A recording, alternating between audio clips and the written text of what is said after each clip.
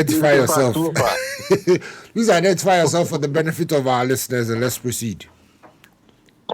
Oh, I am Sena Nombo. You omitted the Amos. It depends on the day. Amos is for Sundays. Fantastic. Whereabouts are you as we speak? As we speak, I am at Yokohama. As in where they manufacture the tie, or is the city, the name of a city? The city in Japan. Fantastic. You have been with the entourage of the president covering a number of events there. What can you tell our cherished listeners at the moment? Okay, so I'm here because of the 9th Tokyo International Conference on African Development. Now, this is an event that started. They've been doing this since 1993. This is the 9th edition, and the event is co-hosted by the United Nations Development Program, the World Bank, the African Union, and of course the government of Japan.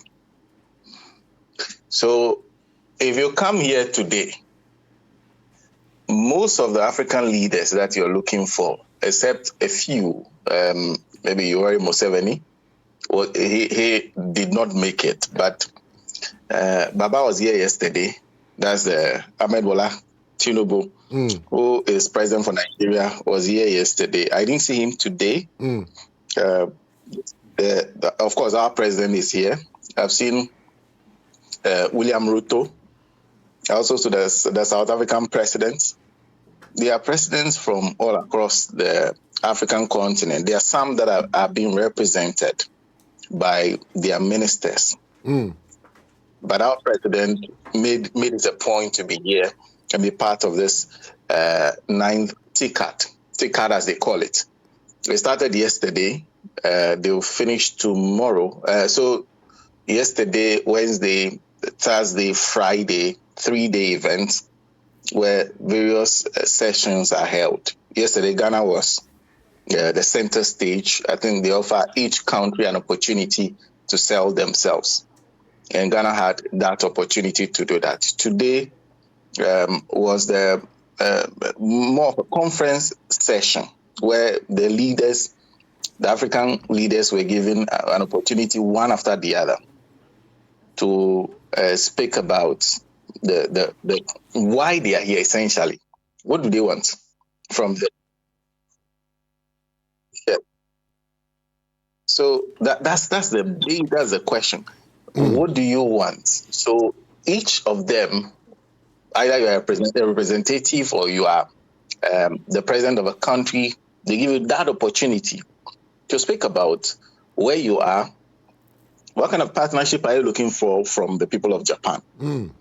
And in our case, our president was the co-chair. He was the co-chair of the conference or the summit. So he couldn't have spoken on behalf of the people of Ghana because he was one of those who was coordinating the event. So the Minister for Foreign Affairs did that on his behalf. And Harry, you after listening to them one after the other, you'll be convinced of one thing: we have the same problems on the African continent. Interesting. We in different countries, but it seems essentially we are saying the same thing. The same things. That's the impression you got listening to all the speakers. Yes. But the same things in different languages. But what did our minister tell the Japanese? What are some of the highlights of their presentation? I think essentially they spent some time talking about the progress that the country has made under the John Dramani Mahama administration, where we are currently. And perhaps what we might need from them. And basically what we are asking for mostly is help in terms of digitalization, the area of technology, how to industrialize green technology, and how to improve our Greek. So we're asking for some opportunity for some form of transfer of technology or for some learning that we can import from the Japanese and use to take a further step forward. And essentially, that's what we're asking for. For the first time, you won't hear any of the African leaders shouting money. Okay, so the focus is more on transfer of technology and information. Yeah. But isn't that a bit of an irony, considering that in the 60s, most of those Asian tiger economies tend to Africa to come and learn about, the Malaysians came to learn about oil palm, among other things. And now we are having to go back to them to go ask for technological transfer. How does that sit? Well, that's the interesting part. That's why I'm saying that when you listen, you get the same impression that we are different countries on one continent with the same problems. And the biggest challenge and what we are trying to figure out is how we can move from the stage where we are to the next stage. The next stage where we can deploy technology effectively to do the things that we want to do faster. So we know we are in the digital age. We know we need to do better in terms of industrialization, because even the speech that was delivered, I think, by Madame Duarte, for example, she focused a lot more. I think she's from the either the African Union or the UN, one of them. She focused a lot more on, if you're comparing Europe to Africa, whereas we have 17% of the world's population, which is nothing close to which is more than what Europe has. She was saying that there's a sterling difference in terms of energy use. In fact, Europe is Germany and France use more electric power than the entire African continent. That's a staggering statistic. Yeah, consumption of electric. Yes. So it speaks to many things. It speaks to the fact that most of the electricity we use mainly is for domestic use, and we don't do a lot more in the front of industrialization. So the matter of industrialization came up big time. How do we industrialize? So that's why I realized most of the focus is on how can we learn from the Japanese example. But if you listen to the conference, you get the impression that perhaps this is something they've been saying since 1993. So it's just another talk shop. They come together, eat, drink, throw the speeches about, and then nothing happens till the next conference. I don't think that will be the case for someone like John Dramani Mahama, because when you move around with him, I have been here for only 2 days, and when you move around with him, you realize that most of the Japanese do notice him. It seems to be perhaps someone who the Japanese do like a lot. In fact, he's been also after the conference, he was in another one, a panel discussion where questions were being raised about how to actually deal with the matter of big issue that came up, youth unemployment in Africa, the youth bulge that we are having. And he was warning about the fact that though it looks like a huge resource, it could be what pulls down the African continent because of the masses of young people who will be unemployed, angry and hungry, who might become a problem rather than a resource if they are not put to great use. So for someone like him, when you listen to him and you know how he worked with the Japanese government in his first term, Mahama number one, to try to bring some infrastructure development to the country, the Tema interchange, they were looking at the Volivo Bridge, which was later, I don't know for what, some strange reason, was never constructed under the 8 years of the Nana Akufo-Addo administration. So for him, I think the Japanese partnership means a lot to him. I don't know how much progress they'll make in terms of ensuring some technological transfer, but there's one thing the Japanese have been saying themselves. They are talking about doing the simple things.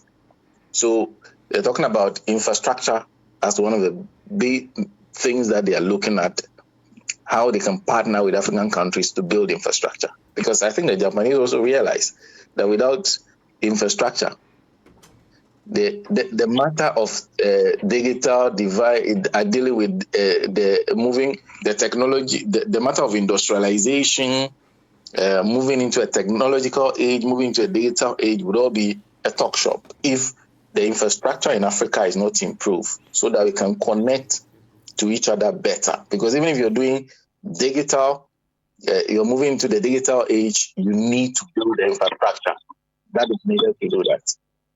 So there's a lot of learning I've been doing, just listening to everybody talk about our problems on the African continent and comparing it to the way the Japanese are talking. And they when they speak, they seem to highlight our problem in a much more simpler manner. Yes, and yes. And So and have it's they quite been given engaging. have they been given responses? Have they been given responses to what we have been saying? Like we put in a request for maybe X, Y, or Z. What have they been saying directly to those requests? Well, interestingly, those requests, and President Mahama even said it. There's not a matter of just come say it, and the next moment Japanese are carrying their technology, bringing to you. He says it won't work like that, and they understand that. They understand that it will take some level of work. You have to convince, you have to find a way of building partnerships that convinces the Japanese people that this is the best place to put their technology. Because, of course, the people involved are also private sector people. Toyota in Japan is not into charity work. So they have to be sure that if we are bringing our technology to Ghana, it will be also to the benefit of Toyota. So there's a need to always build a climate. And he talks nicely about, what do you call it, over-regulation. That there's a tendency in the African continent for government to be sensitive without opening the space for the private sector to develop. So he says what he expects is that there's a lot more readiness on the part of African governments to open up the space, just open up, and create the environment for people, for startups to work. You know, they say in Ghana, businesses die very early. Local businesses, 2 years, you are being overtaxed. Most of them collapse very, very fast. So he's saying, open up, build the environment. He says, we know Africa needs to build that climate that attracts what we want. Like I said, the Japanese, the response has been simple, straightforward. They are saying they are looking at partnerships in terms of startups. For many young people who are interested in going into business, they are looking at partnerships that will ensure infrastructure is built, both every type of infrastructure, the physical infrastructure, like I told you about the Volivo Bridge, the Tama Interchange, among others, where they were ready to put in money to build that kind of infrastructure. So they are looking at Africa dealing with the problems one after the other. One after the other. Fantastic. The basic one first before we move on to the big issues. Fantastic. What's the next step after the Japan trip? I understand there's another leg to it. Oh, okay. After the Japan trip, I'm back to Ghana. But what I know is that the president is headed for Singapore. Oh, but you won't be on the Singapore trip? No. I won't be on the Singapore trip. And I'm sure if the other Fed crowd will say no. This is too much travel for a man who is traveling out of his country for the very first time. Except for Togo, I haven't traveled much. So it's quite hectic. That's just by the way. But I will not be on the Singapore trip. You know, I've been poking fun at you for getting stranded at Dubai, but I understand, and I figured you'd find your way out. So that's about it. But you know the interesting thing. When we're saying at some point I was at the Dubai airport, not knowing what not to do. There were other people who were now coming to ask for. Were coming to ask me for directions, and I was surprised because I don't know how I look that convinced them that I could give them any directions. I was a little surprised. Anyhow, away from that, there's been some kind of a furor in your absence that there's a private jet involved in the whole trip to Japan. Did you go with a private jet? No, not at all. Not even the president had that privilege of traveling with the private jets. Everybody who went with the president, you can account for how they got there. In fact, I've seen, I think, a few ministers of state, about 3 of them. I've met the minister for rules. I think the minister for trade has been around, the minister for foreign affairs, and it cannot be accounted for how they traveled. Some of them had to have layovers in Dubai for about a whole day. In fact, the word going around is that the president was stranded, if you like, in Dubai for 22 hours. Can you confirm that as well?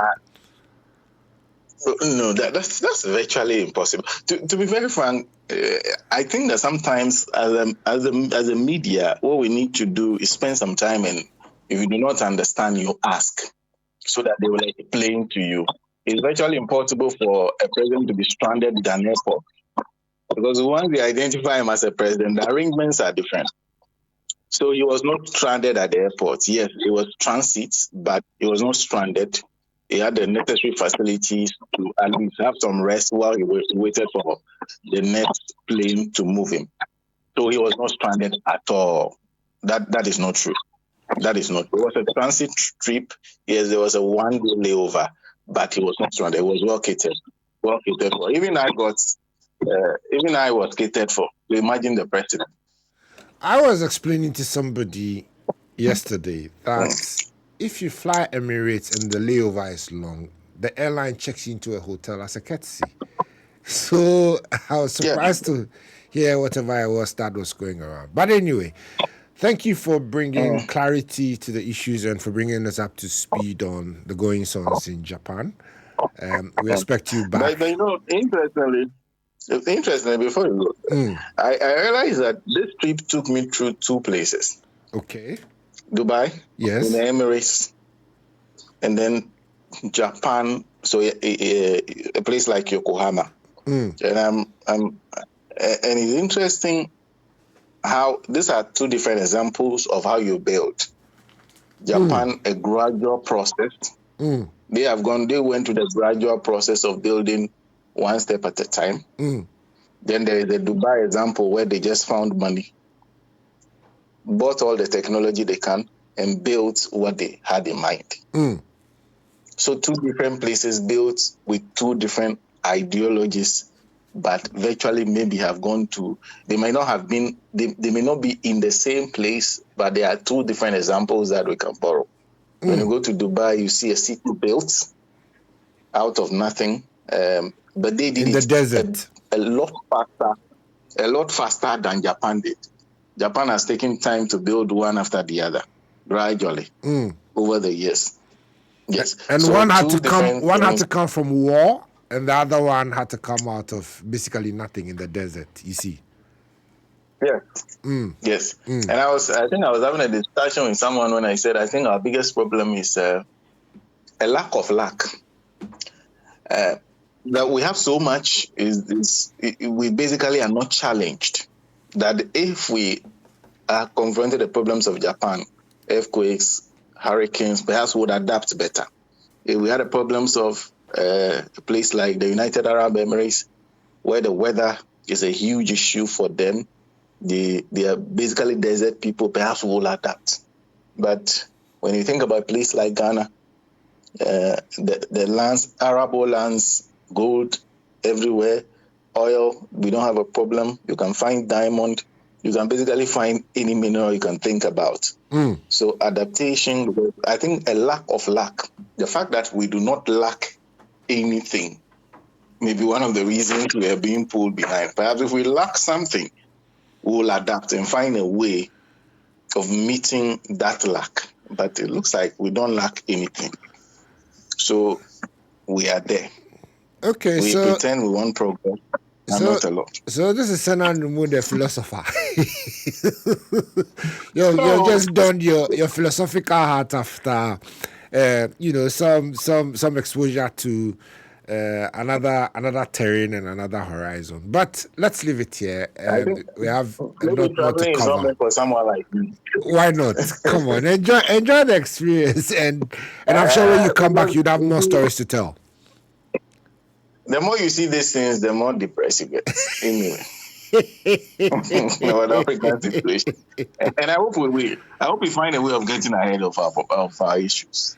All right, Sena. Thank you. Thank you so much for this very fantastic report. And I'm sure we'll be speaking to you in the coming days as you cover more ground over there, sir.